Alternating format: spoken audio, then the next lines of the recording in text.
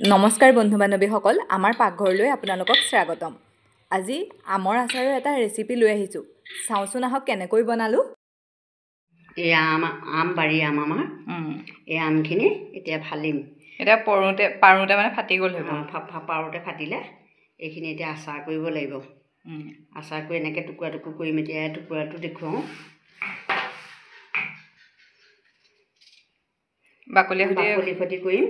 আৰু এইটো মাজৰ বুখটো হোৱাই নাই, এতিয়া কোমল হৈ আছে। এতিয়া কৰিবলৈ ভাল।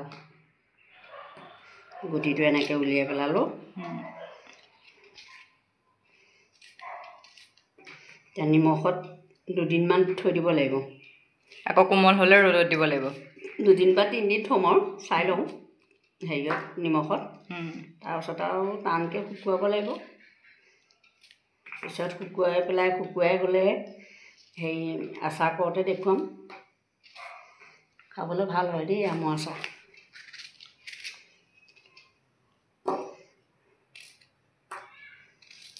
এয়া হৈ গ'ল কাটি। এতিয়া খালি পানীত নিতিওৱাকৈ এনেকৈ শুকানে দি থ'ব লাগিব। পানী পৰিলে বেয়া হৈ যাব। পানী পৰিলে ভেঁকুৰ আহিব। এতিয়া নিমখ দি 2 দিন বা 3 দিন হ'লে আৰু কোমল হোৱালৈকে নিমখ অলপ দি থ'ব লাগিব। ঢাকি থৈ দিলে হ'ল ন?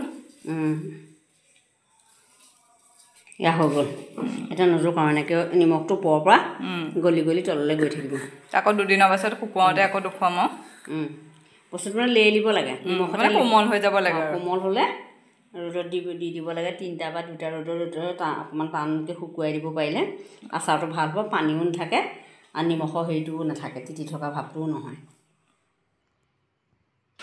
এতিয়া 2 দিন নিমখত দিয়াৰ পাছত এয়া উলিয়াই লৈছোঁ। এতিয়া ৰ'দত দিবগৈ লাগিব।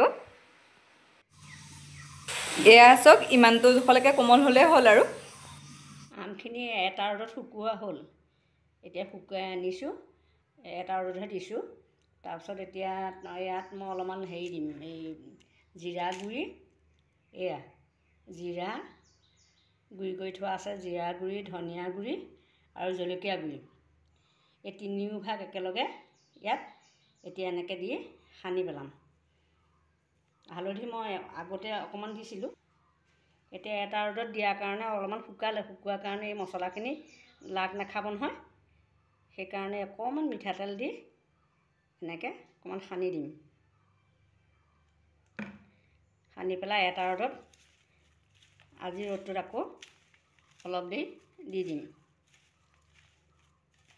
আকৌ আজি অকণমান ৰ'দত দি দিম। এয়া আম 2 দিন শুকোৱাৰ পাছত মছলা সানি শুকোৱা হ'ল। এতিয়া মানে আমি আচাৰ কৰিবলৈ লৈছোঁ। মছলা এতিয়া বেছিকৈ দিব নালাগে।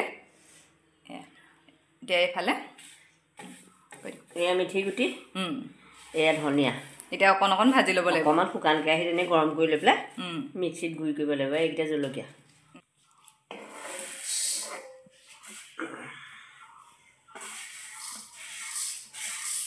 এইকেইটা ধনিয়া গুটিকেইটা ভাজি লোৱা হৈছে।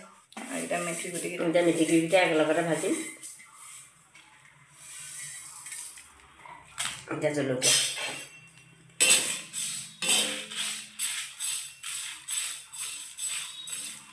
সেইটো বৰ বেছি মিহিকৈ হেৰি মিক্সিত পিচিব নালাগে দেই।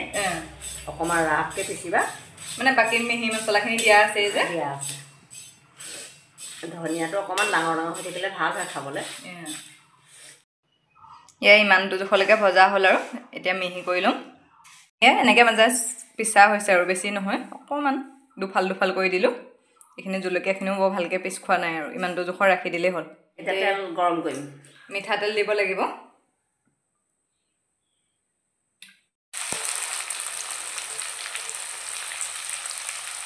এতিয়া শুকুৱাই থোৱা আমখিনি ইয়াত দি দিয়া হ'ল।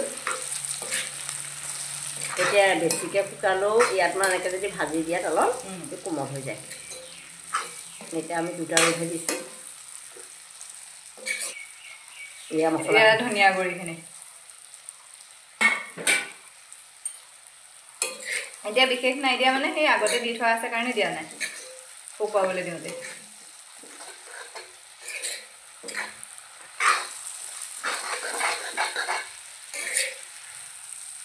ধুনীয়া আছে দেখিবলৈ।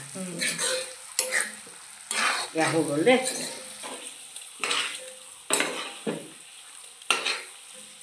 এতিয়া ঠাণ্ডা হ'লে আৰু আকৌ বটলত ভৰাই দিম। এতিয়া এনেকৈ মানে অলপ দেৰি ৰাখি থওঁ বাহিৰতে। হ'ল এয়া ভৰাইছোঁ আৰু এইটো আমৰ আচাৰ বটল আছিলে দেই আগৰ বছৰৰ মানে আগৰ বছৰ আচাৰখিনি আদায় হ'ল। আগৰো খাবলৈ বৰ ধুনীয়া হৈছিলে এতিয়া ইয়াতে এইখিনি ভৰাইছোঁ। আপোনালোকেও এনেকৈ বনাই চাবচোন আৰু কেনেকুৱা পালে জনাব। শেষলৈকে ভিডিঅ'টো চোৱাৰ বাবে থেংক ইউ।